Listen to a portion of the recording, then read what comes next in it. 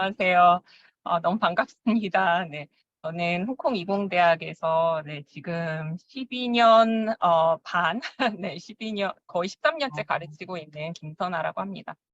네, 여러분들, 후배분들 만나서 너무 반갑고요. 제 강의가 여러분들이 이렇게 좀 미래를 계획하시는데 조금이라도 좀 보탬이 되었으면 하는 바람에서 오늘 강의를 준비를 했고요. 이제 PPT를 쉐어하고 제가 강의를 시작하도록 하겠습니다.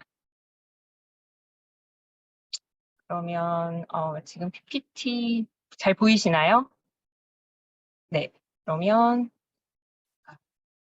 시작할 텐데요. 네, 제가 홍콩 도전과 변화 속에서라고 이렇게 제목을 달았고요. 이제 현재 2023년 홍콩이 직면한 도전과 변화에 대해서 이제 주로 말씀을 드릴 텐데 그 홍콩 사회를 이해를 하려면 또 그 홍콩의 그런 역사 그리고 이제 지리 사회적인 부분에 대해서 좀 이해할 필요가 있어서 그 부분에 대해서 또 제가 소개를 하도록 하겠습니다. 네, 제가 잠시 제 소개를 드리자면 이대 중문과에서 학부 석사를 졸업을 했고 미국 일리노이 대학교에서 석사 박사 학위를 취득한 후에 지금 현재 홍콩 이공대학교 중국어와 이중언어학과에서 중국어 교육 석사 과정을 맡고 있고 또 한국어 부전공도 맡고 있습니다. 네, 네, 한국에서는 그 청년 실업이 굉장히 큰 주제라고 알고 있는데 지금 현재 홍콩에서는 노동력이 부족해서 해외에서 그 인재를 아주 적극적으로 유치를 하고 있습니다. 그래서 여러분께서 물론 한국에서 그 직장을 찾아보시는 것도 직장을 찾아보시겠지만 또 해외로 눈을 돌려서 홍콩도 한번 생각을 해보시는 것도 좋을 것 같습니다. 그래서 그러면 홍콩이 어떠한지 그리고 홍콩에서는 어떤 인재를 지금 찾고 있는지 여러분들이 오늘 이 강의를 통해서 조금 이해하시는 시간이 되었으면 좋겠습니다. 강의 내용은 홍콩에 대해서 제가 전반적으로 소개한 후에 홍콩의 역사와 지리 그리고 홍콩 사회에 대해서 그리고 2023년 홍콩이 직면한 그 도전 변화 속에서 또 홍콩이 어떻게 대처를 하고 있는지 그 부분에 대해서 말씀드리도록 하겠습니다. 네, 그 홍콩의 공식 명칭은요, 중화인민공화국 홍콩 특별행정부입니다. 그래서 이제 중국에 1997년 이후에 이제 중국에 속하게 되었고요. 그래서 이제 입법, 사법, 행정이 분리된 50년간 분리된 그런 상태로 특별행정부로 지금 남아 있습니다. 인구는 가장 최근에 센서스가 2021년에 있었는데요. 2021년에 740만 명. 서울 인구가 거의 1000만 정도 되잖아요. 근데 서울보다는 인구가 조금 적습니다. 대부분이 중국계고 그다음에 필리핀, 인도네시아 분들이 굉장히 많은데 왜 그런지는 조금 후에 말씀드리도록 하겠습니다. 공식 언어가 3가지가 있는데요. 광동어, 그리고 보통화, 그다음에 영어 그 3가지입니다. 기후는 아열대 기후고요. 홍콩 깃발 이렇게 생겼고, 홍콩에서 매우 흔히 볼 수 있는 이 꽃을 따다가 이렇게 깃발과 상징을 만들었습니다. 홍콩을 이제 제가 소개를 하려고 하면서 이제 여러 자료를 찾다가 한국 그 유튜버 분 중에서 홍콩에 대해서 굉장히 분석을 잘하신 분이 있으시더라고요. 그래서 제가 비디오를 좀 보여드리려고 하는데요. 비디오가 한 10분 정도긴 한데 굉장히 많은 자료를 가지고 있고 그 누구보다도 저보다도 이렇게 분석을 잘한 내용이 있어서 제가 이걸 먼저 보여드리려고 합니다. 근데 여러분이 이 비디오에서 이렇게 소개하는 내용을 다 이해를 못 하시더라도 전혀 상관이 없고요. 그런데 홍콩에 대해서 이렇게 오늘 강의를 듣기 전에 이제 소개라는 측면에서 한번 들어보시면 좋을 것 같습니다. 그래서 제가 그 비디오를 보여드리도록 하겠습니다. 요새 방송에 보면은 말도 못하게 작은 원룸들이 보이더라고요. 이거를 지금 사람 살라고 만든 거냐, 불법 개조 아니냐, 반응들이 좋을 수가 없는데 사회 초년생들이 임대료가 감당이 안 되니까 이런 데로 몰리고 있어요. 근데 우리 한국은 양반입니다. 더한 데가 있어요. 어디냐면 바로 홍콩이죠. 여기는 집 한 채를 여러 개로 쪼개서 팔아요. 대충 판자 몇 장 세워놓고 당연히 불법 개조예요. 많게는 뭐 10개도 나오고요. 극단적인 데는 30개까지 나온다고 합니다. 평수는 2, 3평 정도 하는 쪽방이에요. 한국에서 원룸 작은 게 보통은 6, 7평 정도 하니까 2, 3평이면 정말 말도 못하게 작은 거죠. 이 변기랑 싱크대랑 침실이 한 방에 다 다 들어가 있어요. 좌변기 옆에 두고 밥도 해먹고 잠도 자요. 혼자 살기에도 빡빡해 보이는 이런 집에 일가족이 사는 경우도 많아요. 2층 침대 같은 거 두고 그나마 변기라도 있으면 양반이게 침대 하나 꼴랑 있는 방도 많아요. 평수는 1평을 넘어서 0평대까지 나오기도 하고 이런 집도 월세가 몇십이에요. 임대료가 진짜 미쳤습니다. 칸만 쪼갰으면 다행이죠. 층으로까지 쪼갠 방이 있어요. 높이가 2m 조금 넘는 집을 쪼개니까 나한테는 한 1m밖에 할당이 안 돼요. 서 있지도 못하고 앉거나 누워만 있어요. 죽은 사람이 관짝에 들어가 있는 것 마냥. 실제로도 이거를 관집이라고 부른대요. 인간의 존엄성이 죽어서 묻히는 관짝이 아닐까 싶은데 임대료가 살인적으로 비싸니까 이런 방까지 들어가는 거예요. 집주인 입장에서 봐도 집 한 채를 그냥 세주는 것보다 여러 개로 쪼개서 임대를 주면은 수익률이 훨씬 더 좋거든요. 원래 집이라는 거는 면적이 좁을수록 평당 임대료가 올라가요. 보통 원룸이 평수에 비해서 비싸잖아요. 그나마 이런 쪽방도 없어가지고 밖에서 노숙을 하시는 분들이 있어요. 홍콩의 맥도날드에 가보면요, 꾸벅꾸벅 조는 사람이 그렇게 많대요. 맥도날드가 24시간 개방이 돼 있으니까 거기 앉아서 그냥 자는 거예요. 이 공간의 빈곤이 정말 심각합니다. 이런 저소득층의 주거 문제를 해결한다고 정부가 공공 임대주택을 공급하고 있기는 해요. 민간주택에 비해서 가성비는 좋은데 문제는 공급량이 턱없이 부족해요. 신청하면은 보통 6년을 기다려야 돼요. 10년 이상 걸릴 때도 있고.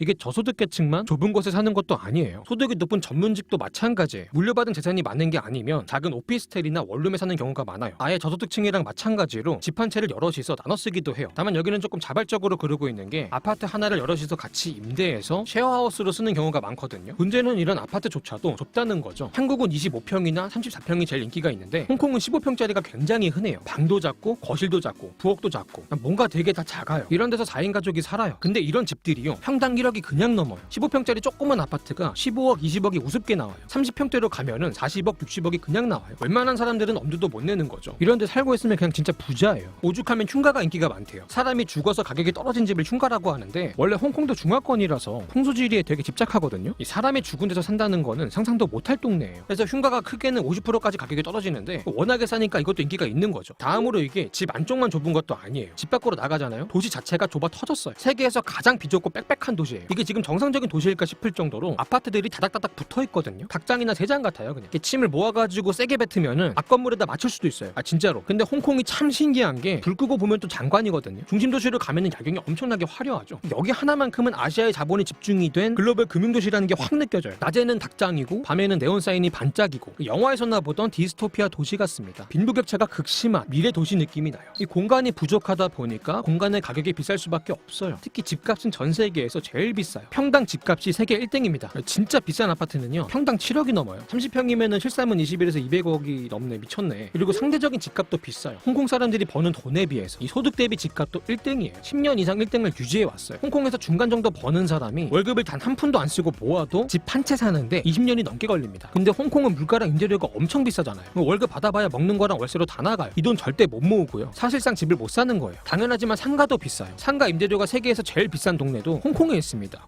코즈웨이베이라고. 여기가 홍콩을 대표하는 쇼핑지구인데요. 밤에도 유동인구가 빠글빠글해요. 홍콩 특유의 야경도 여기서 잘 드러나고. 참고로 공간이 부족하다 보니까 주차가 또 그렇게 힘들다고 해요. 주차 공간 자체도 엄청나게 비싸고. 비싼 데는 뭐 한 칸에 월 150까지 나온대요. 그래서 부자들은 아예 전용 칸을 매입을 해버리는데 한 칸에 뭐 14억에 팔린 경우도 있더라고요. 그리고 도로 자체가 또 비쌉니다. 공간이 부족하니까 도로 건설에도 한계가 있어요. 때문에 자동차가 많아지면은 교통체증이 심해질 수밖에 없거든요. 그래서 홍콩 정부가 세운 정책이 뭐냐? 자동차를 못 사게 하는 거예요. 진짜로 못 사게 막고 있어요. 취득세를 엄청나게 때립니다. 경찰하고 우대해주고 세제 혜택 주고 뭐 그딴 거 없습니다. 경차도 취득세 50%를 뱉고 시작해요. 비싼 차는 세금만 130%예요. 원래 차값보다 2배 이상 내는 거죠. 4억 얼마짜리 산다? 세금까지 더해가지고 10억을 내야 돼요. 심지어 한 번 내고 끝도 아니에요. 매년 이 정도 수준의 보유세를 계속 내야 돼요. 거의 매년 차 한 대씩 뽑는 겁니다. 여기에 무슨 환경부담금, 보험료, 통행료까지 굉장히 높게 책정이 돼 있어요. 만약에 내가 카푸어인데 정신을 조금 차리고 싶다. 그럼 홍콩 가서 한번 하고 오세요. 한 달도 못 버티고 새 인간 돼가지고 귀국할 수 있습니다. 이거는 진짜 홍콩 정부가 부자가 아니면 차 타지 말라고 막는 거예요. 실제로 못 하고 있습니다. 자동차 등록 대수가 인구의 10%도 안 돼요. 한국이 한 50% 되거든요. 진짜 부자들만 타는 거예요. 사실상 도로라는 공공재가 부자들의 전유물이 된 겁니다. 그럼 나머지 90% 이상은 어떡하냐? 대중교통으로 몰리는 거죠. 홍콩이 대중교통 잘 돼 있다고 막 여기저기 자랑을 엄청나게 하는데 까보면은 이게 자랑거리가 아닌 거예요. 어쨌든 다시 집 얘기로 돌아가서 여기도 코로나 때 버블이 더 커졌다가 코로나 끝나고 다시 꺼지는 추세긴 해요. 근데 이미 코로나 전부터 너무 비쌌기 때문에 서민들은 계속 힘들게 살고 있는데 사실 전 세계에서 부자가 제일 많이 사는 도시가 홍콩이거든요. 특히 홍콩에서 제일 잘 나가는 가문 명문들이 다 부동산 재벌로 시작했다. 이런 얘기가 또 있어요. 부동산 때문에 잘 먹고 잘 사는 사람과 먹고 살기 힘든 사람이 극명하게 나뉘고 있는데, 특히 홍콩은 세계에서 4번째로 큰 금융도시거든요. 관련 업계에 종사하는 전문직도 엄청 많고 자본 친화적인 경제 시스템을 이용하려고 하는 재력가나 기업가들이 엄청나게 많아요. 이들이 사는 집은 당연하게도 엄청나게 호화롭고요. 빈부의 격차가 큰 거죠. 이 집이라는 게 사람이 사는 곳이잖아요. 근데 이 산다는 말에는 거주한다는 의미도 있지만 구매한다는 의미도 있거든요. 집에 사는 서민들이 집을 사는 재력가들한테 밀려나고 있습니다. 집이 가정이 아니라 자본의 소유가 됐어요. 대체 홍콩은 어쩌다가 이렇게 됐을까요? 이게 땅이 좁아서라고만 말하기에는 서울보다 비싼 게 설명이 잘 안 돼요. 왜냐면 홍콩이 서울보다 인구 밀도가 낮거든요. 면적은 서울보다 큰데 인구는 더 적어요. 한 사람이 쓰는 면적이 서울보다 크다는 건데 왜 서울보다 집값이 비쌀까요? 이게요, 홍콩이 서울보다 면적은 큰데요, 실제 사용 가능한 면적이 얼마 안 됩니다. 그리고 서울보다 인구는 더 적을지 몰라도요, 돈은 서울보다 훨씬 더 많습니다. 이 홍콩의 부자들은요, 한국의 부자랑 급이 달라요. 글로벌 금융도시라 외국인 자본도 엄청 들어오고, 이 면적에 비해서 너무 큰 자본과 투기 수요가 부동산 시장에 들어가고 있는 거죠. 인구가 발생시키는 수요 그 이상으로 자본이 발생시키는 수요가 큰 거예요. 일단은 공급 쪽 얘기부터 자세히 해보자면은, 실제로 사용 가능한 면적이 왜 이렇게 작냐, 이 홍콩이 지형부터가 산지가 많습니다. 지도 보시면은 거의 산밖에 안 보일 거예요. 이 산을 빼고 나면은 이미 상당 부분 개발이 됐거든요. 이런 지형적인 한계가 조금 있고요. 그리고 부동산 개발 업체들이 또 문제가 공급을 한 번에 안 풀어요. 이 아파트를 지으면 한 번에 다 분양을 하는 게 아니고 물량의 일부를 안 팔고 남겨둡니다. 나중에 오르면은 그때 더 비싸게 팔라고. 오죽하면은 정부까지 나서가지고 규제를 하고 있어요. 집을 안 팔고 비워두면 세금을 물리거든요.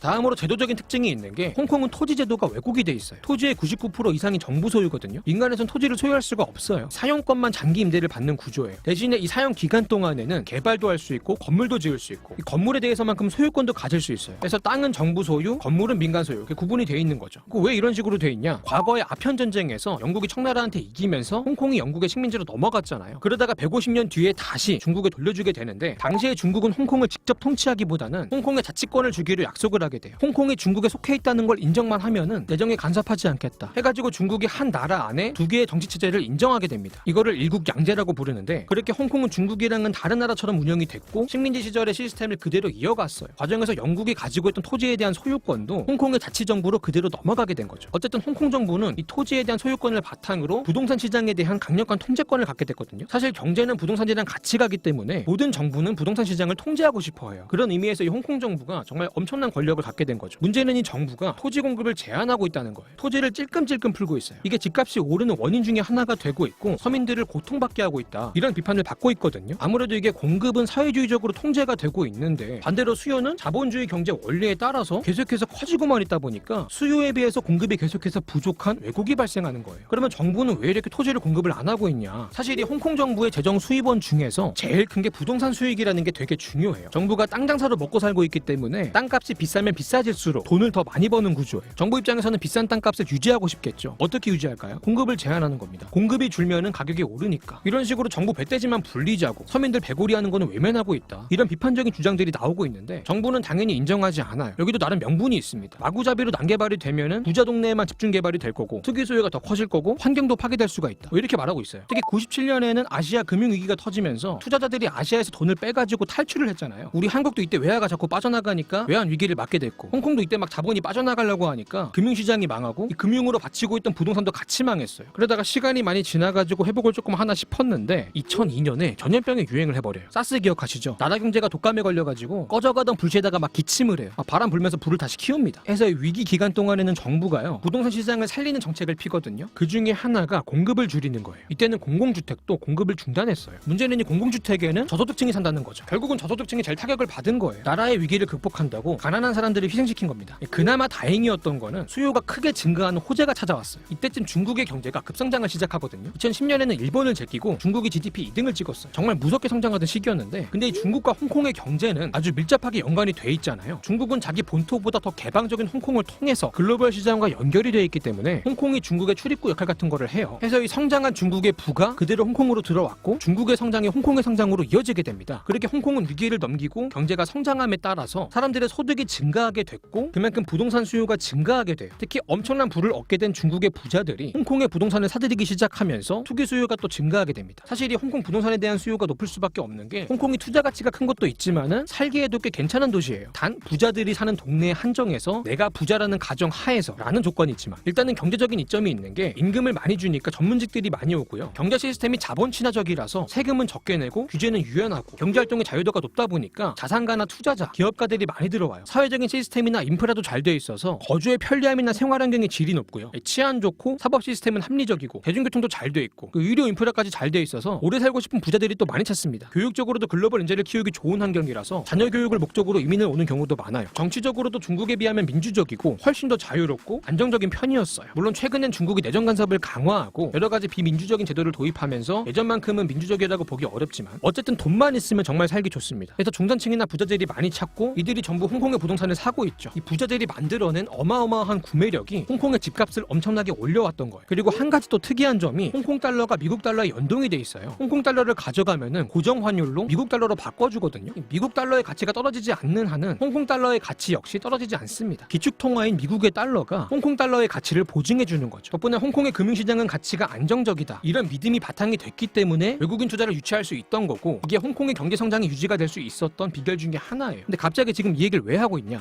2008년에 글로벌 금융위기가 발생했잖아요. 미국이 경기를 살리겠다고 금리를 내렸거든요. 근데 홍콩 달러가 미국 달러랑 연동이 돼 있기 때문에 홍콩도 미국을 따라서 저금리로 가야 됐어요. 근데 금리가 낮으면은 대출을 받기 좋잖아요. 그렇게 대출을 받아가지고 집을 사는 사람들이 많아지고 부동산 시장에서 수요가 증가하고 자본이 유입이 되기 시작한 거죠. 이게 제한된 공급이랑 맞물리고 시너지를 일으키면서 집값이 엄청나게 오르게 된 겁니다. 문제는 어느 순간 집값이 폭등을 하고 부동산 시장이 과열이 되면서 뒤늦게 이거를 억제하는 정책을 펴게 되는데 오랫동안 이게 잘 안 먹혔습니다. 이게 부동산을 못 사게 하려면 대출을 막아야 되고 그러려면 제일 먼저 금리부터 올려야 되는데 이 홍콩은 문제가 금리를 마음대로 못 올리잖아요. 왜냐면 미국의 달러랑 연동이 돼 있으니까. 미국이 금리 인상을 안 하면 홍콩도 금리 인상을 못 하는 거예요. 이 홍콩의 상황과 사정에 맞게 금리 정책을 펴지 못하고 부동산 시장의 과열을 막기 힘들다는 거죠. 이런 얘기들이고 개인적으로 홍콩에 대해 알아보면서 느낀 게 참 국가마다 너무나도 다른 복잡한 사정들이 있는 것 같아요. 그리고 그 복잡함이 갖는 무게에 짓눌려 있는 거는 언제나 서민들이 아닌가 뭐 이런 생각이 듭니다. 자, 네, 조금 길기는 했지만, 네, 굉장히, 제가 그 홍콩의 가장 큰 사회적인 문제 중에 하나가 부동산 문제인데, 이 부동산 문제에 대해서 이렇게, 명확하게 아주 잘 정리를 한 걸 못 봐서요. 네, 그냥, 좀 길지만 소개를 해드렸고요. 여기에서 굉장히 많은 정보들이 나왔거든요. 뭐, 역사, 사회, 여러 가지 문제들이 나왔는데, 네, 그 부분에 대해서 제가 좀 더, 네, 말씀을 드리도록 하겠습니다. 네, 홍콩은 네, 그 중국 남부에 위치해 있고요. 네, 지금 중국 네, 도시국가입니다. 여기 보시면 홍콩이 아주 그 남부 끝에 있고요. 그 근처에는 그 광동 그리고 마카오와 네, 아주 인접해 있습니다. 홍콩 인구 변화를 네, 60년대부터 10년 단위로 이렇게 본 네, 자료인데요. 네, 현재 그 2021년에 네, 홍콩 인구는 741만 정도 됩니다. 네, 60년간 꾸준히 증가해 왔고요. 그런데 최근에 2020년부터 네, 계속 증가하던 인구가 네, 최근에 이렇게 잠시 이렇게 떨어지고 있는데요. 그 이유가 무엇인지는 제가 네, 뒷부분에 말씀을 드리도록 하겠습니다. 네, 이제 한국이랑 서울과 또 한국과 굉장히 비슷한 인구학적 그런 동향을 보이는데요.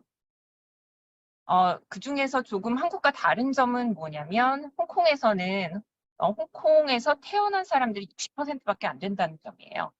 그거를 이제 그 나이로 이렇게 쪼개서 보면 굉장히 그러니까 0세부터 14세까지는 그래도 홍콩에서 태어난 사람들이 좀 많은데 이제 나이가 많아질수록 홍콩에서 태어난 사람들의 수가 네, 수라기보다 그 퍼센티지가 이렇게 줄어들고 있죠.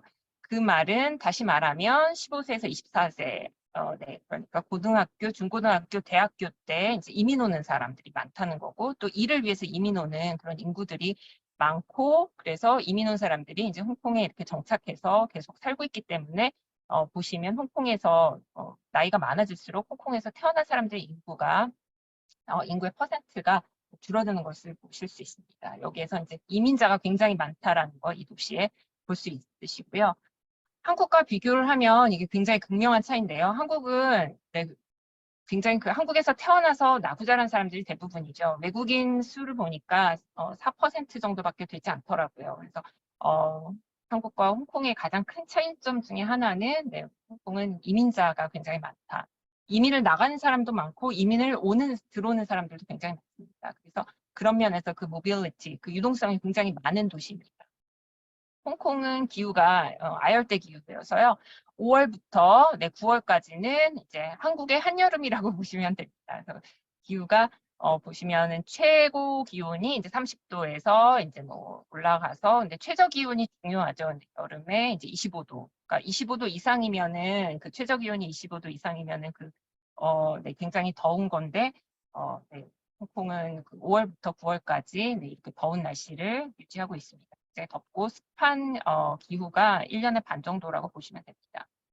말씀드렸듯이 그 홍콩은 자본이 이렇게 몰리는 도시예요. 돈이 유입되는 도시다 보니까 돈과 함께 이제 사람들도 몰리고요. 그래서 돈과 사람의 그 유동성이 굉장히 큰 도시입니다. 그래서 때문에 이제 다양한 사람들이 여러 국가에서 모이기 때문에 네, 그 문화의 다양성이 있고요. 그 다음에 이제 돈을 이제 많이 이렇게 처리를 하는 도시다 보니까 효율성이 굉장히 높습니다. 그래서 제가 홍콩에 와서 놀랐던 점 중에 하나가 서울도 굉장히 일의 속도가 빠르잖아요. 근데 홍콩은 네, 서울보다 더 빠르고요. 그 러시아워 때 사람들이 이제 걸어 다니는 속도도 더 빠릅니다. 그리고 심지어는 에스컬레이터도 더 길고 네, 더 빨리 움직여요. 그래서 여러분 홍콩 네, 여행해 보신 분들은 러시아워 때 한번 나가서 홍콩 사람들과 함께 이렇게 같이 네, 길을 걸다 보시면 홍콩 사람들이 정말 서울 사람들보다 훨씬 더 빨리 걷는다는 거 아실 수 있을 거예요. 네, 그래서 제가 그 12년, 13년 정도 살면서 홍콩의 어떤 특성을 이제 몇 가지 단어로 정리를 했을 때, 네, 이런 그 다이어그램으로 제가 정리를 할 수 있었습니다. 네, 홍콩의 그 4대 주요 산업은 네, 그 무역, 물류, 네, 가장 크고요. 그 다음에 그 금융업이 굉장히 발달했죠. 그리고 금융업 이외에 다른 전문 그 서비스들이 많이 있습니다. 그리고 네, 여행업, 투어리즘, 네, 호텔, 네, 관광업이 굉장히 많이 발달해 있습니다. 홍콩항은 세계 8대 컨테이너 항만 중에 하나고요. 그리고 홍콩은 세계 3대 아시아 금융센터, 뉴욕, 런던, 네, 그리고 홍콩이 3대 네, 금융 중심지인데, 네, 아시아에서는 가장 큰 금융센터입니다. 네. 그래서 홍콩 이렇게 네, 나가서 보시면 굉장히 항만 그리고 그 물류가 발달되어 있기 때문에 네, 큰 항구여가지고 네, 부산항에서 볼 수 있는 이런 컨테이너 선들을 많이 볼 수 있고요.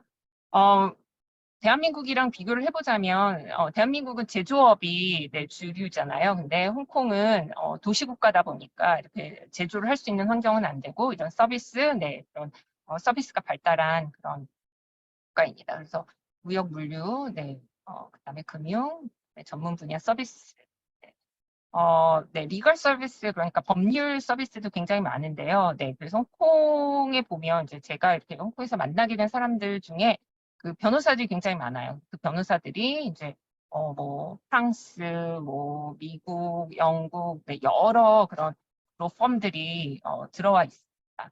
그래서 그런 전문 분야 서비스도 굉장히 발달해 있고요. 그리고 관광업이 네, 많이 발달되어 있는 도시이기도 합니다. 네, 수출하는 서비스가 네, 보면은 이제 관광, 그다음에 트랜스포트, 네, 교통, 그다음에 금융, 다른 그런 비즈니스에 대한 서비스를 제공을 하고, 그다음에 가장 큰 고객은 네, 아무래도 중국 대륙이고, 그다음은 미국, 영국, 일본, 싱가포르, 그다음에 다른 나라입니다. 그리고 홍콩에는 굉장히 많은 회사들의 그런 헤드쿼터들이 이렇게 있습니다. 아시아 뭐 큰 은행 중에 그런 아시아 헤드쿼터가 다 이제 홍콩에 있고요. 좀 지금은 싱가포르도 많이 이제 이전하고 있는 추세긴 하지만 그래도 홍콩에 많이 그렇게 아시아 헤드쿼터를 두고 있습니다. 홍콩 역사에 대해서는 아까 비디오에서도 잠깐 언급을 했었는데 네, 그 역사를 알아야 이제 홍콩의 그 지리적인 특성을 알 수 있기 때문에 제가 아주 간단하게 네, 말씀드리도록 하겠습니다. 홍콩의 역사는 네, 뭐 그 전에도 사람들이 살긴 했지만 이 아편 전쟁이 네, 가장 중요한 있죠. 그 아편 전쟁을 통해서 그 영국과 청나라가 이제 1840년에 아편 전쟁을 시작했는데 그 청나라가 영국에 패하죠. 그래서 남경조약에 따라서 홍콩이 처음으로 영국의 식민지가 됩니다. 그래서 이때 남경조약에 따라서 이건 홍콩 섬인데요. 홍콩 섬이 네, 영국으로 이양이 됐고요. 그다음에 2차 아편 전쟁에는 영국 이외에 프랑스와 러시아가 가 이제 같이 청나라와 전쟁을 합니다. 그래서 그 이후에 이제 청나라가 또 패하게 되고 국경조약에 따라서 구룡반도 남쪽, 홍콩 섬과 가장 붙어 있는 그 반도의 남쪽을 또 이렇게 영국에 이양하게 됩니다.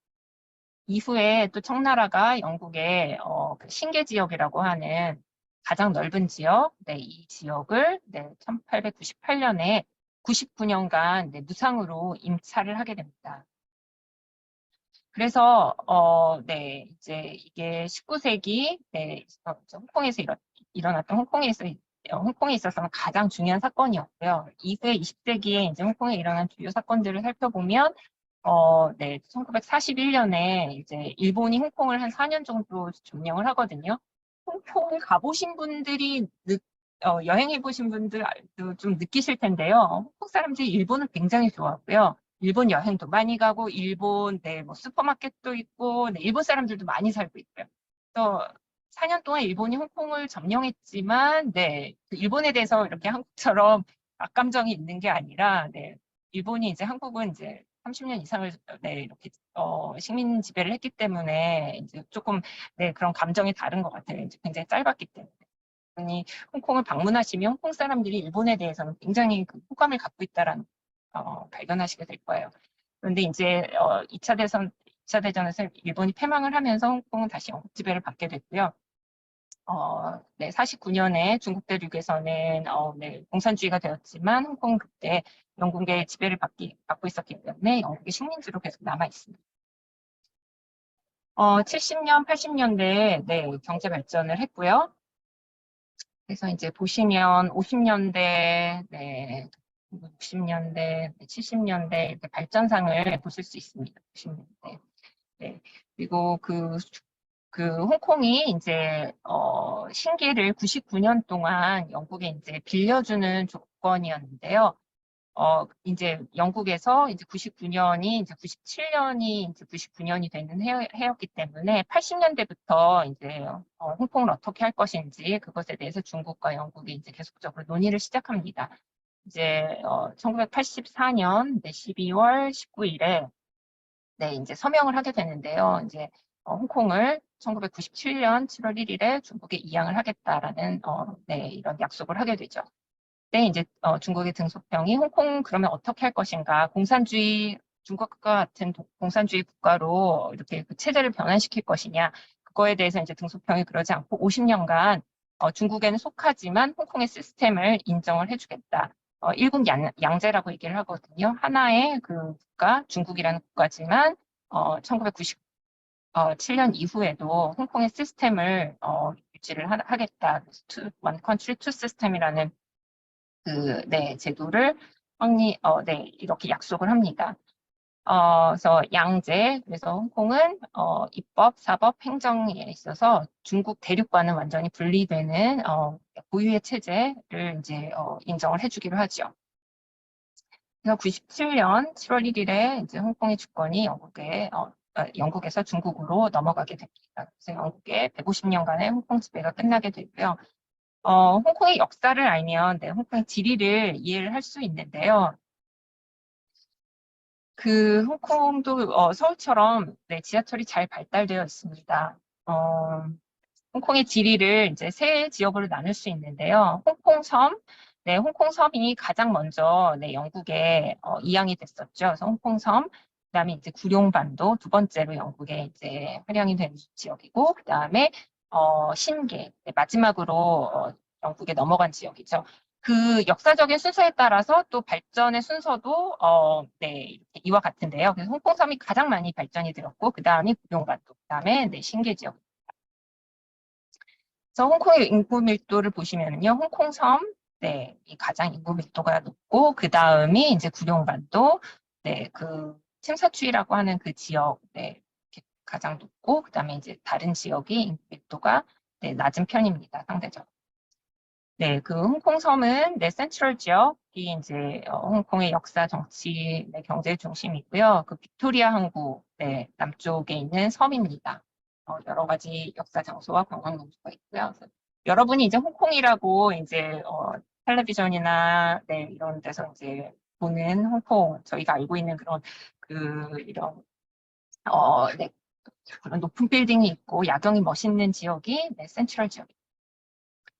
센트럴 지역 모습이고요. 네, 빅토리아 항이 여기 있고요. 네, 이 아랫부분이 홍콩 섬이고, 네, 이게 이제 그 구룡 반도입니다. 침사추이 지역. 네, 이거는 이제 침사추이 지역에서 홍콩 섬을 바라볼 네, 야경이고요. 보시면 이제 고층 빌딩들이 있고, 네, 금융 이런 지역, 네, 경제 중심 지역.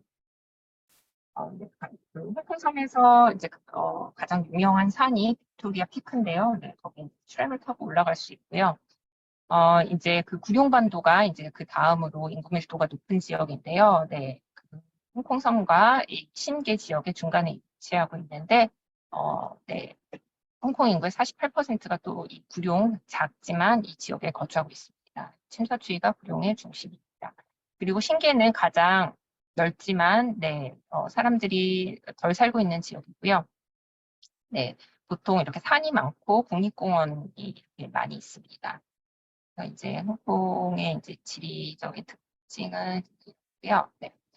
그러면 이제 홍콩, 네, 보시면은, 아까 비디오에서도 말했는데, 산이 굉장히 많습니다. 70%가, 네, 산지고요.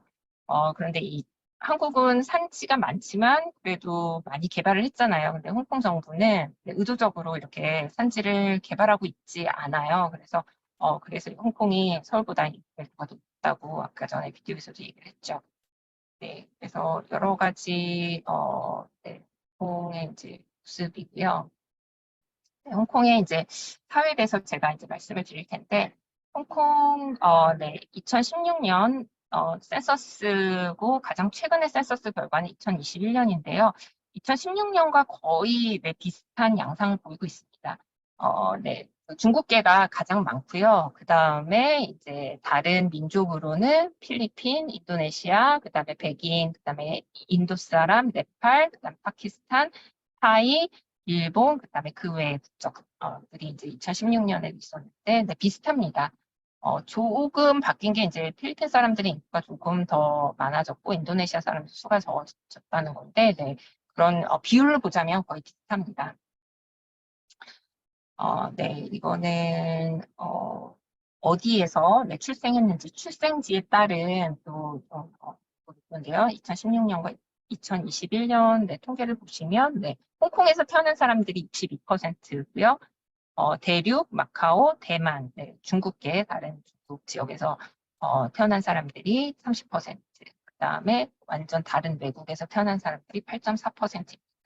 그래서 보시면 아시겠지만, 네, 홍콩에서 태어난 네, 사람들이 대다수가 아니고요. 아니, 대부분이긴 하지만, 네, 서울처럼 혹은 한국처럼 그렇게 비율이 높지 않습니다. 62%밖에 되지 않고요. 그렇지만 다른 중국 지역 대륙에서 많이 오고요. 대부분이. 그다음에 이제 마카오, 대만에서 지금 사람들이 꽤 있고, 그다음에 다른 외국인들은 네, 8.4% 정도 됩니다. 네, 홍콩의 언어 정책을 보면, 네, 영국이 식민지였기 때문에, 네, 그, 인말, 네, 스포큰 랭귀지에서는 그 영어를 쓰고 있고요. 네, 그다음에 이제, 홍콩의 원래 방언인 광동어, 캔토니즈, 그다음에 이제 그 대륙의 공식 언어인 만다린 보통화. 근데 이제, 캔토니즈 광동어는, 따로, 네, 결국 한자를 쓰기 때문에 한자고 영어는 이제 글말로 이렇게 두 가지가 있습니다. 그래서 이거를 양문삼어라고 합니다. 두 개의 그 미터 랭귀지, 그 다음에 세 개의 스포큰 랭귀지, 양문삼어라고 얘기를 하고요. 그래서 홍콩에서는 그, 입말로는 네, 광동어를 하고 또 이제 중국의 동화, 그다음에 이제 홍콩에서는 원래 그 번체자를 썼거든요. 한국과 비슷하게. 그렇지만 중국에서는 간체자를 쓰죠. 그래서 홍콩에 가시면은 네, 한국과 똑같이 네, 중국과는 다른 네, 원래 그 한자를 쓰는 것을 보실 수 있습니다. 네, 중국의 그 방언 중에서 이제 홍콩은 네, 월방언이라고 하는 캔토니즈를 원래 그 지역 방언이었고요. 그래서 그걸 모국어로 사용하고 있고요. 그렇지만 97년에 홍콩이 중국에 이제 귀속된 이후에는 중국 대륙의 네, 공식 언어인 보통화 만다린이 홍콩에서도 매우 중요한 위상을 갖게 됩니다. 광동어와 여러분이 그 보통화를 아시면 네, 광동어랑 보통화는 완전히 다른 언어 체계고요. 그래서 네, 성모, 운모, 네, 운모가 좀 더 발달해 있습니다. 그리고 성조가 네, 9개로 보통화의 4개의 성조보다 더 많고요. 어휘는 그 영어의 영향을 많이 받아서 영어 그 음치하는 경우가 대부분입니다. 이제 보통어에서는 상점이라고 부르는 것들 이제 그 광동어에서는 스토어처럼 이렇게 음치를 하고요, 기억을 하고 그래도 네 보통화에서는 네 의미에 따라서 이렇게 새 단어를 만드는 반면에 광동어에서는 한국어처럼 음치하는 영어를 그냥 음치하는 경우가 대부분입니다. 그래서 그 네, 보통화에서는 그 애플, 네, 아이폰을 만드는 그 애플을 그 핑구어라고 하거든요. 사과라고 얘기를 하는데 브랜드 이름을 홍콩에서는 핑구어라고 그렇게 사과라고 하지 않고 그냥 애플이라고 얘기를 하거든요. 네, 광동어에서는. 그래서 그런 식으로 네, 좀 어휘가 보통화는 네, 의미를 많이 차용하고 그다음에 광동어는 괜찮은 경우가 네, 대부분입니다. 그래서 네, 그 언어 사용 그런 추이를 보시면 광동어를 쓰는 사람들이 네, 이거는 2011년 통계 그다음에 2021년 통계입니다. 그래서 이제 10년간 어떻게 변화됐는지를 이 그래프에서 보여주고 있는데요. 네, 이 보라색을 보시면 네, 이게 가장 최근 통계인데요. 그 좀 더 진한 색이 그러니까 그 제1 언어로 쓰는 것이 이제 좀 더 진한 색이고요. 제1 언어가 아니라 그냥 제2 언어, 제3 언어로 네, 광동어를 쓰는 비율은 얼마 되지 않고요. 제1 언어로 광동어를 쓰는 비율이 90% 이상입니다. 그리고 영어를 쓰는 사람들이 네, 이렇게 많지만 네, 말할 수 있는 사람들이 이렇게 많기는 하지만 그렇지만 이거는 이제 제2 언어, 제2 언어로 이렇게 쓰는 사람들이 60% 정도고 이제 제1 언어로 쓰는 사람들은 좀 낮은 편이죠. 그 다음이 이제 보통화, 네, 그리고 다른 언어를 쓰는 사람들의 비율을 보실 수 있습니다. 네, 홍콩은 아까 말씀드렸듯이 굉장히 이민자가 많이 오는 도시입니다. 이제 자본이 몰리다 보니까 네, 돈을 벌기 위해서 이제 홍콩에 많은 사람들이 몰려들고 있죠. 그래서 많은 민족들이 있고 그다음에 많은 문화가 이렇게 융합되어 있는 도시입니다. 홍콩 이렇게 시내에 가보시면 여러 민족들을 보실 수 있어요. 그래서 이제 중국 사람들뿐만이 아니라 이런 인도, 파키스탄 네, 이런 사람들도 많이 보실 수 있는데요. 아까 인구 통계에서 보셨듯이 그 38.3%가 홍콩 밖에서 태어난 이민자인데요. 네, 그 중에서 이제 대부분은 이제 중국, 대륙, 마카오, 대만, 네, 중국계이긴 한데요. 그 중에서 8.4%가 중국계가 아닌 순수 외국인입니다. 네, 그 외국인들은 어디에서 왔을까요? 네, 필리핀이 가장 많고요. 그 다음은 인도네시아. 그다음에 이제 백인이라고 하면은 네, 뭐 영국 사람들이나 다른 유럽 사람들, 네, 이제 꽤 많이 홍콩에 거주하고 있고요. 그다음에 인도 사람, 파키스탄, 네팔, 그다음에 일본, 그다음에 타이. 한국 사람들은 8천 명 정도 홍콩에 지금 거주하고 있습니다. 네. 지금 제가 2016년 센서스 결과로 네, 지금 말씀을 드리는데요. 거의 그 2021년 센서스 결과도 네, 그런 비율에 있어서는 거의 비슷하기 때문에 네, 2016년 센서스 결과로 말씀드리도록 하겠습니다. 홍콩은 다민족 다문화 도시고 네, 필리핀, 인도네시아 사람들이 네, 그 소수민족 중에서도 굉장히 높은 비율을 차지하고 있습니다. 그 다음이 인도, 네팔, 파키스탄인데요. 왜 그럴까요? 필리핀과 인도네시아 사람들이 이렇게 외국인 중에서 가장 큰 비율을 차지하고 있을까요? 여러분 어떻게 생각하세요? 왜 그럴까요? 혹시 아시는 분, 네, 말씀을 하시거나 아니면 타이핑을 하셔도 좋을 것 같은데 왜 그럴까요? 네, 제가 네, 설명을 드리겠습니다. 네, 필리핀과 인도네시아는 인접해 있고요. 네, 홍콩이 여기에 있거든요. 네. 그다음에 홍콩과 가깝죠. 네, 그렇지만 필리핀, 인도네시아가 이제 가장 많았는데, 네, 홍콩과도 매우 가깝습니다. 그리고 인도, 네팔, 파키스탄도 이렇게 인접해 있죠. 네, 네, 두 지역의 이민자들이 네, 홍콩 외국인들의 대다수를 차지하고 있는데, 네, 지역적으로 이렇게 가까운 만큼 또, 네, 이들이 또 이렇게 차이를 보이고 있습니다. 어, 그러면 성비를 한번 보면 필리핀, 인도네시아 네, 사람들은 보면은 여자들이 굉장히 많죠. 남성에 비해서 인도네시아는 정말 그렇고요. 네. 그래서 필리핀, 인도네시아 사람들 중에서 홍콩에 거주하는 사람들의 대부분은 여자들입니다. 이 성비가 이제 인도, 파키스탄, 네팔 사람들과는 굉장히 다른데요. 그 이유는 필리핀, 인도네시아 사람들이 홍콩에 가사 도우미로 오기 때문입니다. 네, 가사 도우미는 보통 여자들이죠. 그래서 이제 대부분 여성들이 오기 때문에 성비에서 여성의 그런 비율이 굉장히 높은 것이고요. 네, 타이도 아까 전에 타이 사람들도 꽤 많았잖아요. 그래서 보통은 필리핀, 인도네시아인데 이제 타이에서도 이제 홍콩에 가사 도우미로 오고 있습니다. 이제 주인에게 숙식을 제공받고, 네, 평균, 홍콩 달러로 5,000달러, 네, 한화로 하면 85만 원 정도의 월급을 받습니다. 그래서 이제 일을 하고 있는데요. 그 가사도우미로 홍콩에 온 경우에는 계약이 끝나면 홍콩을 떠나야 합니다. 가사도우미 비자가, 네, 따로 있고요. 그런 여행객 비자나 아니면 일하러 오는 사람들의 비자랑 완전히 다른 가사도우미 비자가 따로 있습니다. 그래서 이 가사도우미가 네, 아무래도 월급도 85만 원 정도면 네, 한국에 비해서 굉장히 싼 거죠. 네. 그래서 네, 굉장히 많은 대부분 아이들이 있는 가정들은 가사도우미로 고용하고 있고요. 이 동남아시아에서 온 가사도우미 덕분에 이제 홍콩 여성들이 네, 경력 단절 없이 계속 일을 하는 추세입니다. 그렇지만 네, 가사도우미가 이제 그 집에서 먹고 자고 해야 하잖아요. 그런데 아까 비디오에서도 보셨듯이 홍콩의 집은 아주 손바닥처럼 아주 작은데 4인 가족이 10평 정도에 사는 게 대부분이거든요. 근데 거기 이제 가사도우미까지 살게 되면 가사도우미 공간이 매우 제한적이겠죠. 그래서 자신만의 공간이 전혀 없고요. 뭐 거실에서 자게 되면 그나마 괜찮은 거고 거실이나 부엌, 네, 심지어 화장실에서 생활하는 경우도 있다고 합니다. 그래서 밥을 제대로 주지 않는 네, 그런 경우도 있고, 그다음에 CCTV로 끊임없이 감시하는 주인도 있다고 하고요. 그래서 그 가사도우미 중에서 25% 이상이 그 주인에게서 언어체 성적 학대를 받은 적이 있다고 대답할 정도입니다. 그래서 조금 네, 사회 문제이기도 한 것이 네, 현실입니다.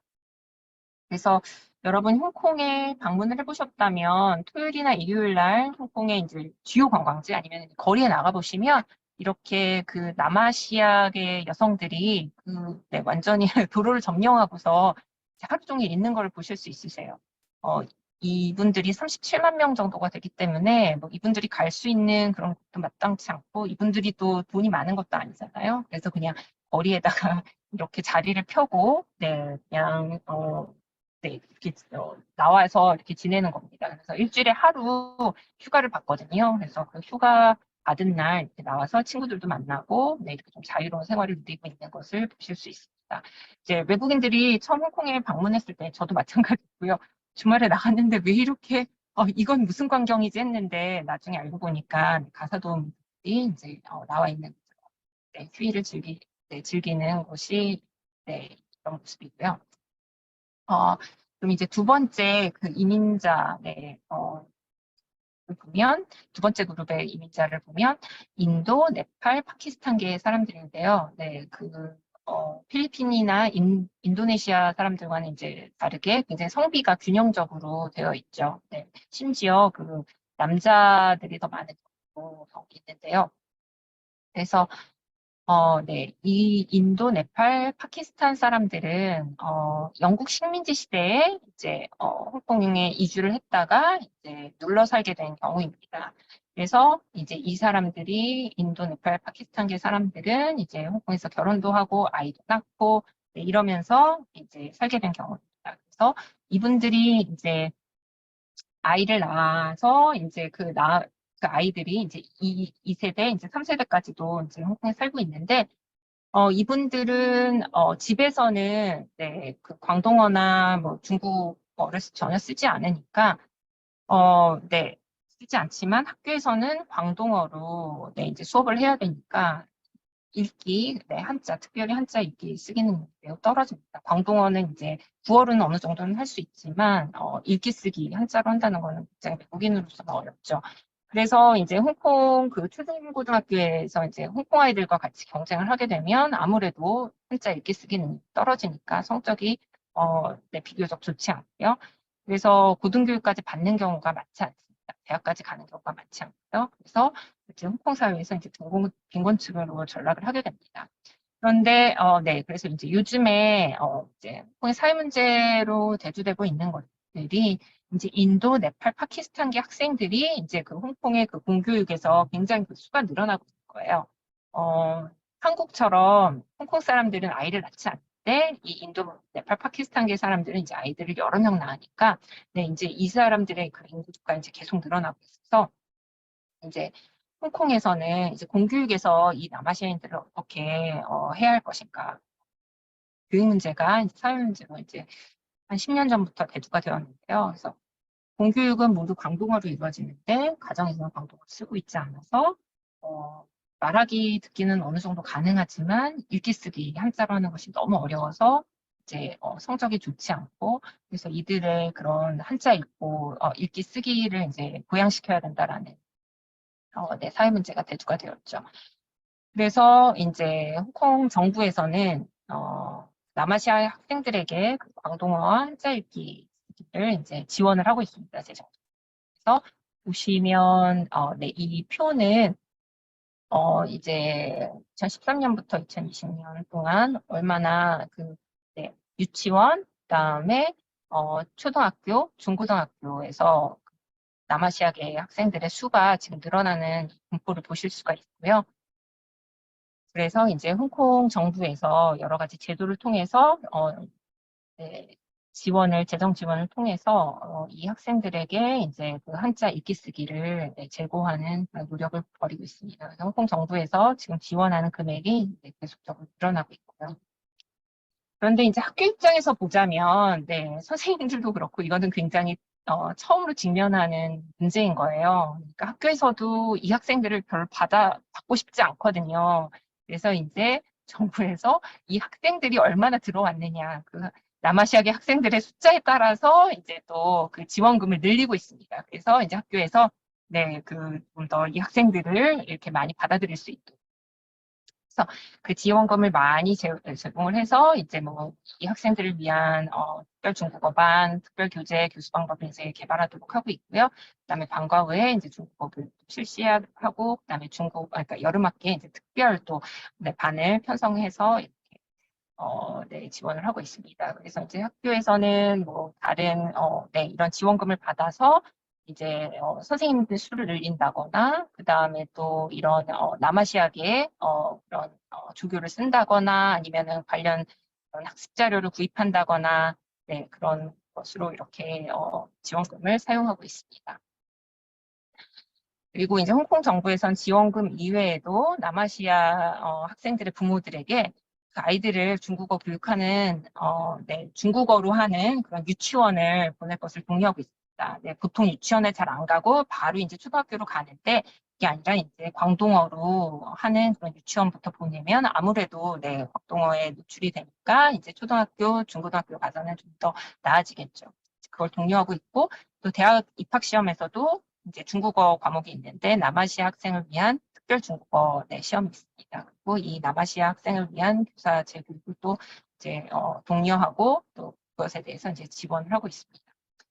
네, 제가 이렇게 네, 홍콩에 대해서 네, 빨리 소개를 드렸는데요. 네, 가장 이제 최근에 이제 홍콩이 직면한 규정과 변화에 대해서 제가 소개를 드리도록 하겠습니다.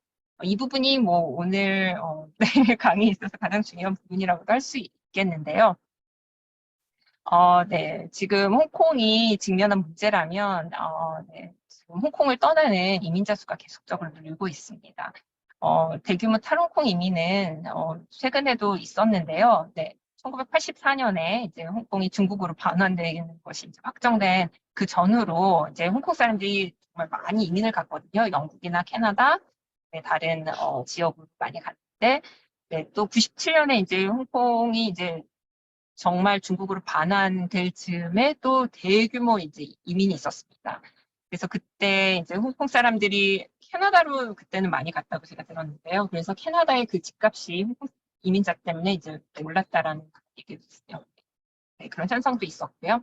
근데 이제 2020년 국가안전법 시행된 이후에 또 한 14만 명 정도가 네, 이제 이민을 떠났습니다. 그래서 아까 전에 처음에 보여드린 것처럼 2020년에 네, 갑자기 홍콩 인구가 줄었는데 이 이유는 네, 홍콩의 국가안전법 시행 이후에 네, 네, 84년에 이제 홍콩이 네, 중국으로 귀속되는 게 정해졌고 그 다음에 이제 97년에 네, 완전히 반환이 되었고 네, 이제 세 번째 이런 이민 물결이라고 할 수 있는데요. 이거는 2019년 네, 시작된 네, 홍콩 반정부 시위 때문이었습니다. 네, 여기에서 이제 원인은 홍콩 범죄인 인도 법안이라는 것 때문이었는데요. 네, 그거에 대해서는 제가 그냥 네, 빨리 넘어가도록 하고요. 근데 이것 때문에 홍콩 시민들이 이제 시위를 시작을 했어요. 이제 그 네, 홍콩 정부에서 그 범죄인을 네, 그런 그 범죄인 인도 조약을 체결하지 않은 지역에도 맘대로 이제 인도할 수 있는 법률 제정을 이제 추진을 했는데요. 홍콩 사람들이 이거에 대해서 이제 좀 우려를 하게 된 거는 중국 정부에 반대하는 홍콩 사람들을 중국으로 이제 마구 송환할 수도 있고 그러면은 이제 홍콩 민주주의 위협이 될 수 있다. 그래서 이제 시위를 시작하게 되는데요. 그래서 시위대가 이제 5개의 요구 사항이 있었고 여러분들이 기억하실지는 모르겠지만 2019년, 20년에 굉장히 대규모 시위가 일어나서 네, 한국의 뉴스에도 네, 많이 나왔죠. 네, 5개 요구 사항 중에서 네, 한 가지만 받아들여서 홍콩 범죄인 인도 법안을 이제 공식적으로 철회를 했습니다. 그렇지만 나머지 4개의 그런 네, 요구 사항은 들어지지 않았고요. 가장 큰 영향은 네, 이제 뭐 가족 및 사회 그 정치적으로 네, 홍콩이냐 아니면은 중국 대륙이냐 이렇게 해서 이제 그런 네, 사회적으로도 네, 갈등이 심화되긴 했지만 가장 큰 영향은 홍콩 국가안전법이 이제 제정되고 시행이 됐습니다. 2020년 6월 30일, 7월 1일이 네, 반환을 기념하는 네, 공휴일이거든요. 바로 전날 이제 홍콩 국가안전법이 시행이 되었습니다. 홍콩 국가안전법의 주요한 내용은요. 국가분열, 국가정권 전복, 테러활동, 외국 세력과 결탁. 네, 이렇게 시위를 주도하거나 이런 사람들은 최고 무기징역형에 이제 처벌을 할 수 있고요. 그래서 여러 가지 내용이 있는데 그 적용 대상은 이제 홍콩에 있는 네, 사람들, 기업, 단체, 조직, 그다음에 영주권자 또 영주권자가 아니다라. 그리고 홍콩 밖에서도 이 범죄를 저지른 사람에게도 네, 법을 적용할 수 있습니다. 그래서 굉장히 네, 좀 아주 강력한 법이기 때문에 이제 홍콩 사람들이 좀 어떤 위기의식을 느껴서 이제 이민을 가야겠다라고 생각을 하게 된 거죠. 그래서 대규모 시위는 사라졌지만 홍콩 사람들은 이제 홍콩을 떠나서 영국, 캐나다, 호주, 대만 등 이민을 가게 됩니다. 그래서 영국 내무부에 따르면 2023년 1월 30일까지 2년 동안 14만 명 이상의 홍콩인이 영국으로 이주했다라는 네, 통계를 냈습니다. 그러니까 굉장히 많은 14만 명이라는 사람들이 홍콩을 떠났다는 거고요. 그래서 홍콩 사람들이 네, 그냥 많이 이주를 했고요. 네, 이거는 그 이민에 대한 그런 네, 통계들이고, 그래서 그 이민 결과 이제 홍콩의 네, 네, 인구가 줄어들기 시작했고요. 2020년부터. 또 인구가 줄어들었기 때문에 홍콩에서는 일자리 부족 현상이 나타나고 있습니다.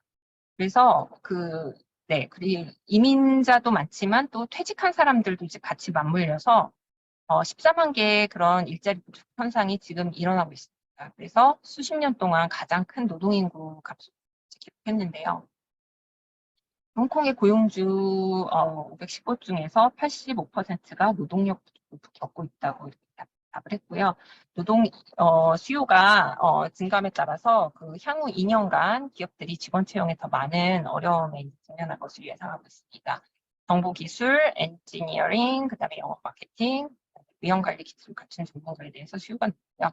그래서 홍콩 기업들이 또 원격으로 일할 해외 직원을 많이 고용하는 추세입니다.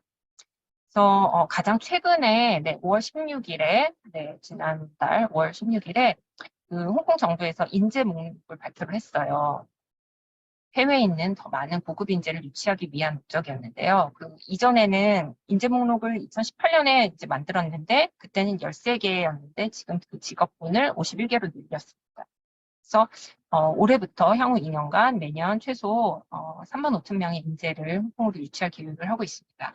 그럼 어떤 부문 직업들이 있을까요? 네, 사무지원, 그다음에 창조산업, 개발 및 건설, 환경기술 서비스, 금융 서비스, 의료 서비스, 혁신 및 기술 분야, 법률 및 분쟁 해결 서비스, 해양 서비스.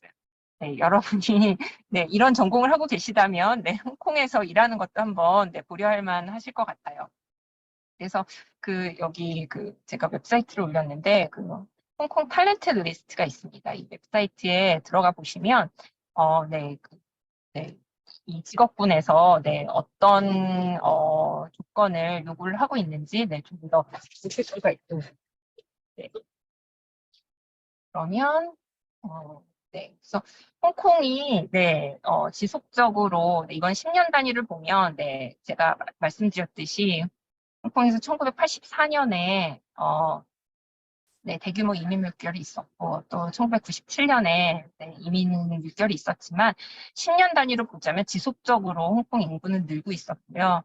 11년부터 21년 사이에 2020년부터 인구가 줄어드는 현상이 있기는 했지만 대륙에서도 또 외국에서도 홍콩에 또 이민자들이 많이 들어오고 있기 때문에 궁극적으로는 이런 그 인구의 그런 감소는 굉장히 단기적이고 장기적으로는 계속적으로 그런 홍콩이 굉장히 매력적인 도시이기 때문에 계속적으로 이제 인구는 늘어날 것으로 예상을 하고 있습니다. 제가 오늘 강의는 여기에서 이렇게 마치도록 하겠는데요. 여러분 제가 아까 전에 말씀드렸던 홍콩 그 탤런트 리스트를 한번 제가 보여드리도록 할게요. 그래서 여러분이 제가 챗박스에 띄울 테니까 여러분도 한번 보시면 좋을 것 같아요. 지금 챗박스에 또 제가 지금 보여드릴 텐데요. 지금 웹사이트 보이시나요? 네. 그러시면 여기에서 어떤 직업군을 모집하고 있는지 그래서 이거를 이제 클릭을 하시면 이런 비즈니스 서포트에서는 어떤 직업, 어떤 일을 하는 사람들, 그리고 qualification requirement, 어떤 자격 조건이 있는지. 그 다음에 보시면 창조산업, 그래서 뭐 art promoters, 어떤 일을 하는 것이고, 그 다음에 어떤 경력이 있어야 되는지. 그래서 이렇게 보시면 여러분이 이제 전공 분야 한번 보시고 좀 더 살펴보시면 될 것 같습니다. 그래서 오늘 강의가 그냥 홍콩에 대해서 그냥 단순히 이해하는 것뿐만이 아니라 여러분의 미래를 또 계획하시는데 도움이 되었으면 하는 바람입니다. 감사합니다. 예, 아니 아직 시간이 그래도 많이 있어서 네.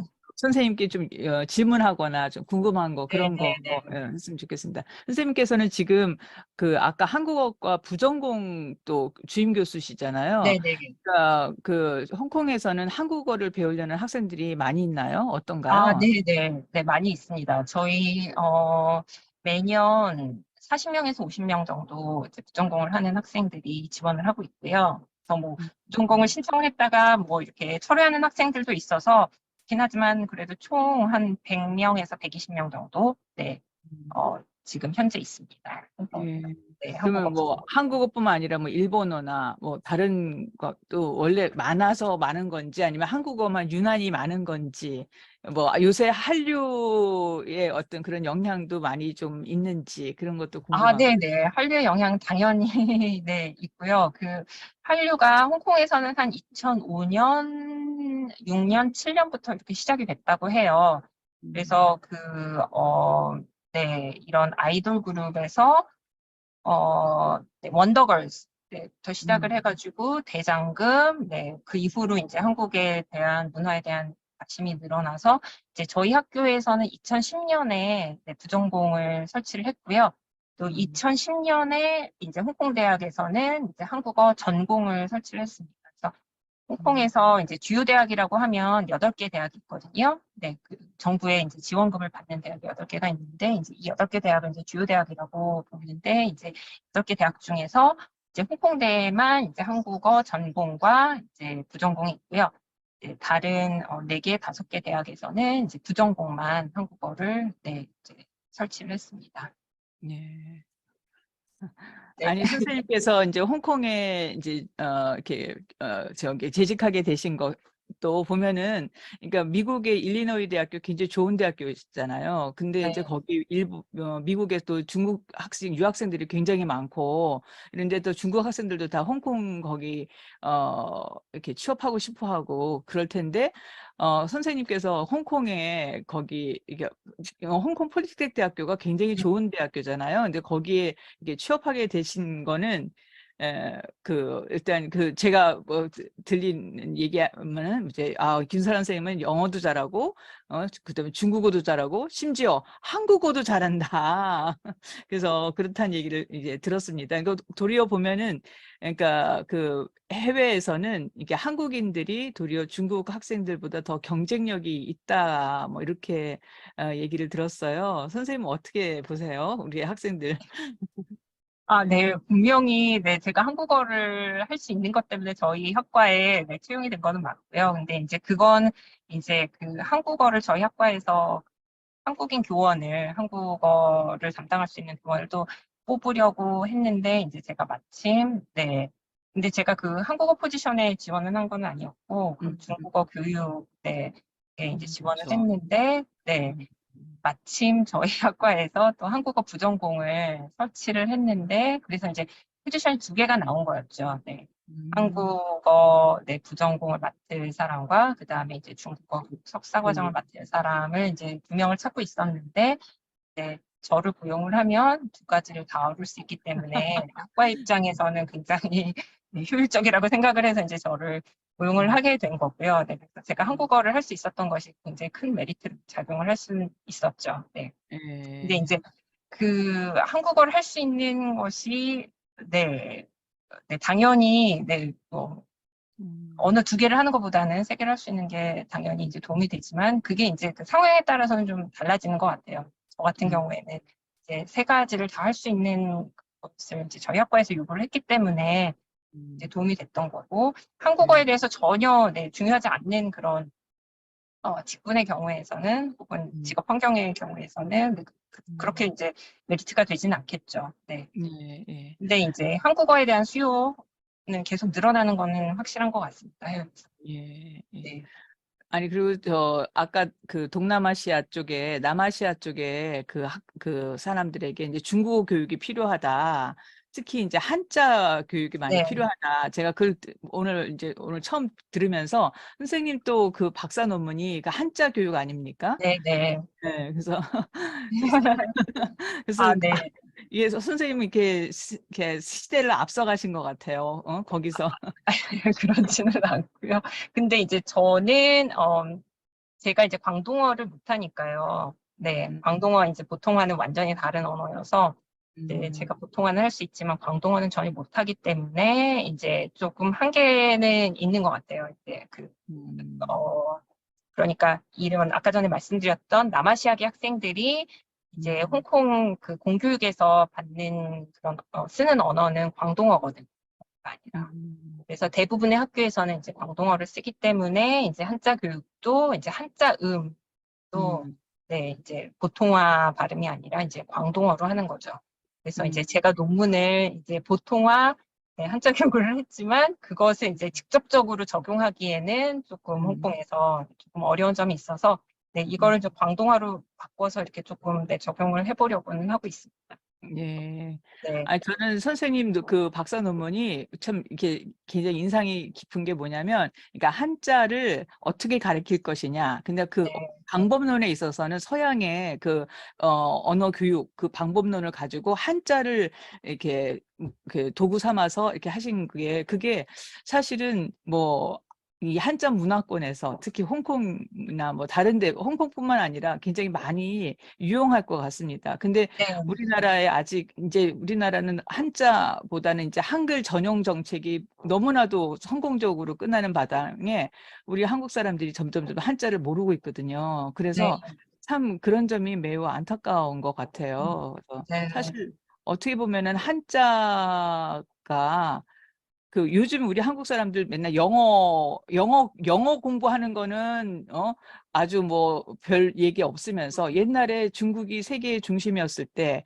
한자로 통역을 했잖아요. 네, 그러니까 근데 그 한자를 버리고 이제는 완전 영어로 하고 마치 옛날에 그 한자는 뭐 구시대 유물처럼 이렇게 내다 버리는 그런 상황이 된 것이 참 이렇게 너무 이렇게 사람들이 이렇게 단시간적인 그런 관점이 아닌가 싶고, 그래서 선생님이 그 한자 교육을 어떻게 서양의 어떤 그런 연구 방법론으로 어떻게 하셨는지 그런 것도 참 굉장히 많이 도움이 좀 우리 한국에서 많이 유혹이 좀 필요가 하지 않을까 이렇게 생각이 아, 듭니다. 네, 감사합니다. 네.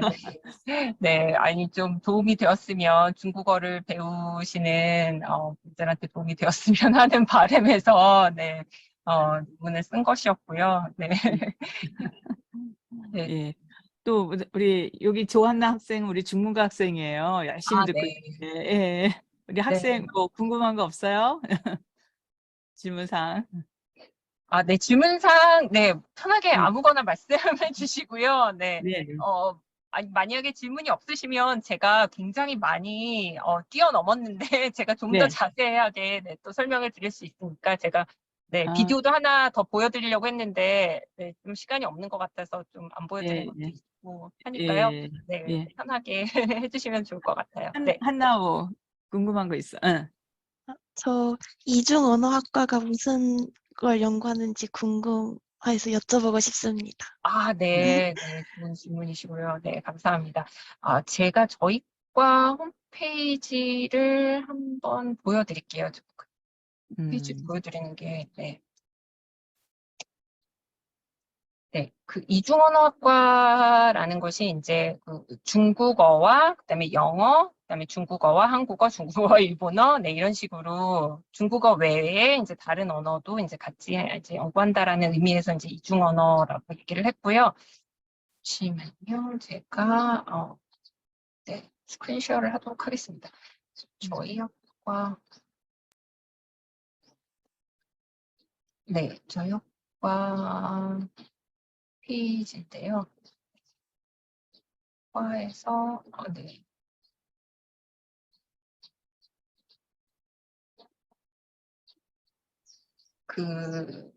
네. 이제 통역, 네, 통번역도 있고요. 언어 치료도 있고, 네, 그래서 그 언어학, 이제 중국 언어학을 중심으로 하고, 그다음에 이제 그 번역도 이제 하고 있습니다. 이제 중영 번역이죠. 네, 그렇게 하고 있고, 저희 학과에서 석사 과정이 여러 개가 있는데요. 석사 과정이 좀 더, 네, 저희 학과의 특징을 보여줄 것 같아요. 그래서 이제 중국어, 그다음에 언어학, 그다음에 이제 번역 이런 이제 그 MA 프로그램 안에 석사 과정 안에 이제 저희가 프로그램이 여러 개가 있는데요. 그 바이링구얼 코퍼럴 커뮤니케이션이라는 거는 이제 중국어와 영어를 써서 이제 홍콩에서는 기업에서 거의 이제 당연히 이제 광동어, 그다음에 보통화 당연히 쓰고 그다음에 이제 영어까지 해야 되니까 여기서는 이제 바이링구얼이라는 게 꼭 언어 두 개만 얘기를 하는 게 아니라 이제 여러 가지 언어를 얘기를 하는 거죠. 그래서 그 corporate communication이라는 건 corporation이라는 게 이제 기업에서 일하는 그런 환경에서 어떻게 이제 글을 쓰고 그다음에 어떻게 프로모션을 하고 이제 그런 것들이 이제 공부하는 석사 과정이 있고요. 그다음에 중국 언어학 석사 과정이 있고 그다음에 중국어 문학 네, 석사 과정이 있고 그다음에 제가 맡은 석사 과정이 그 중국 네, 그 외국어로서의 중국어이고요. 그다음에 이제 번역과 통역, 네, 중영 번역이고요. 그다음에 네, 네, 이거는 그냥 똑같은 거고, 네, 그다음에 이제 언어 치료가 있습니다. 그래서 기본적으로 네, 이중 언어라고 하는 거는 중국어 이외에 이제 다른 언어를 이제 어떻게 쓰는 건지, 이제 함께 중국어 쓸 수 있는지를 네, 이제 공부하는 학과라고 보시면 될 수 있겠습니다. 그러니까 우리 학교에 교육대학원이랑 외국어 네. 교육 특수대학원이랑 그다음에 네. 저기 통역대학원이랑 그다음에 네. 저쪽에 언어치료학 네. 그쪽이 있거든요. 그러니까 그 여러 가지 대학원이 그냥 다 같이 그냥 통합된 그런 개념이네요. 네, 굉장히. 네, 네, 예, 그렇습니다. 예. 그러니까 홍콩에서는 중국어가 이제 한국에서는 외국어지만 홍콩에서는 우리로 치면 이제 국문과인 거죠. 그렇죠. 네, 그래서 이제 주요 언어니까 이제 그 모국어를 가지고 어떻게 다른 언어와 이제 연결을 할 수 있는가를 이제 배우는 학과가 네, 네, 학과라고 할 수 있습니다. 관련된 모든 분야를 네, 아우르고 있습니다. 심슬 교수님 말씀처럼. 네, 예. 통번역과 또 언어치료, 네, 그다음에 네, 그다음에 교육대학원이랑 교육대학원, 네, 그다음에 저기 인문대학원 네, 다 그냥 같이 있는 중국어와 관련된 모든 네, 모든 과네요, 그냥. 네, 예. 과목을 네, 아우르고 있습니다. 예, 언어 치료까지. 네. 예. 근데 지금 언어치료가 굉장히 네, 이제 수요가 많아지고 있어요. 홍콩 사회에서도. 그래서 예, 한국에서도 네, 그렇고. 지금 지원자도 많아지고 있고요. 네, 예, 네. 그렇군요. 예. 네. 감사합니다. 감사합니다. 네, 감사합니다. 아, 예. 또 다른 분들은 네, 질문 없으시면. 네, 오늘, 네, 조금이라도 좀 도움이 되었으면 좋겠는데, 어떠셨는지 잘 모르겠어요. 제가 홍콩에 대해서 그 탤런트 리스트를 보면서 좀 여러분한테 소개를 하고 싶다는 생각을 했거든요. 네, 아무래도 지금, 네, 취업에 대해서, 네, 생각을 하실 거고, 네, 시간 조금 남았으니까 한번 네, 무슨 뭐 한번 해보시죠. 또 질문. 네, 질문, 네. 아니 탤런트 리스트? 네네네. 또, 예. 탤런트 리스트요? 네. 예, 예. 제가 아까 전에 보여드렸던 그 홈페이지 가셔서요. 여러분이 읽어보시면은 좋을 것 같아요. 여러분들, 제가 전공이 다 다른 걸로 알고 있는데, 네네, 교양 과목이. 예. 네. 그래서 여러분 공에 잠깐만요. 해당하시는 지금 보이시나요? 지금. 네. 화면 공유 지금 되고 있나요? 예, 예. 네. 아, 그래서, 아니, 네. 안 되고 있어요. 탤런트 아직 그래요? 안 가고 있어요. 됐습니다. 예, 아이고. 잠시만요. 그래서 아까 전에 제가 쉐어해드린 그 탤런트 리스트 가셔서 네, 여러분들이 보시면 좋을 것 같아요. 지금 홍콩에서 어떤 인재들을 지금 구하고 있는지. 네, 아까 말씀드렸던 것처럼 홍콩은 기본적으로 이민자 사회거든요.